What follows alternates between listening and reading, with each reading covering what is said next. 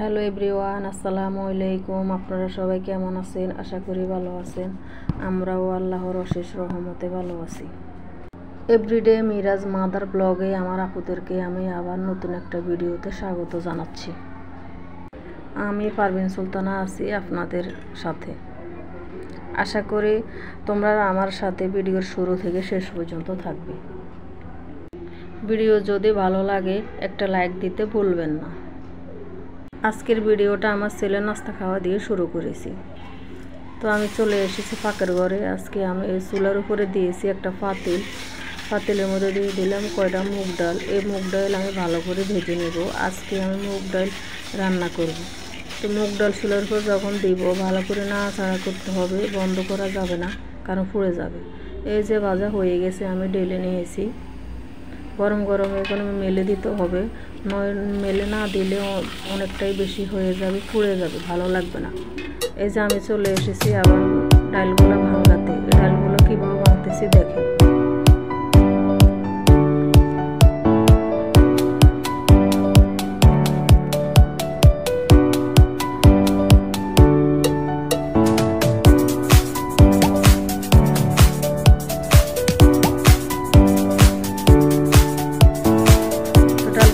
ভাঙা হয়ে গেছে, আমি এখন জেরে নিয়েছি। তারপরে যে একটা পাতিলে নিতেছি, দেখতে পাচ্ছেন এরকম করে ভাঙতে হয় মুগ ডাল।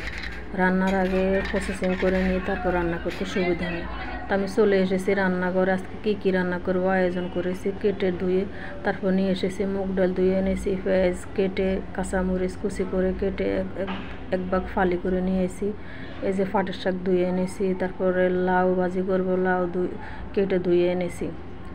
তারপরে আমি রান্না বসাবো। এখন চুলার উপর দিয়ে দিয়েছি একটা ফ্রাই প্যানে দিয়ে দিব তেল। এখানে আমি ভাজি করব লাউ।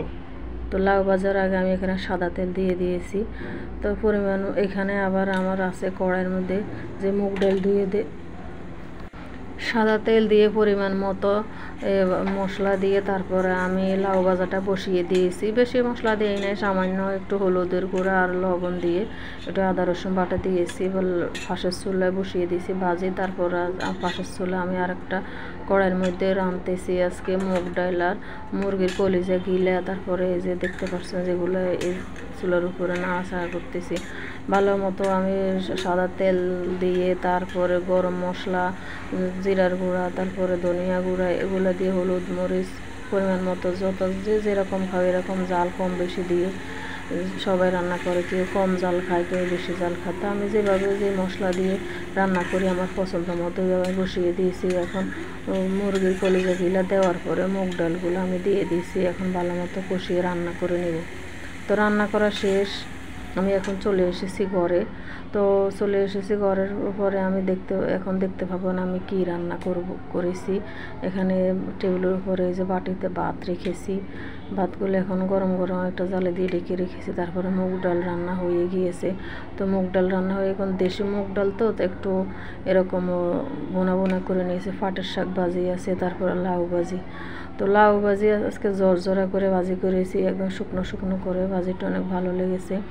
তো আমার টুকিটাকি কাজও আমি করে নিয়েছি। যেমন এখানে আছে একটা ওয়ালমেট, এটা সুন্দর করে আমি দেখতেছি একটু ময়লা হয়েছে, অনেকদিন ধরে মোছামুছি করা হয় না, তাই একটু চোখের সামনে পড়লো, তো একটু মুছে নিয়েছি।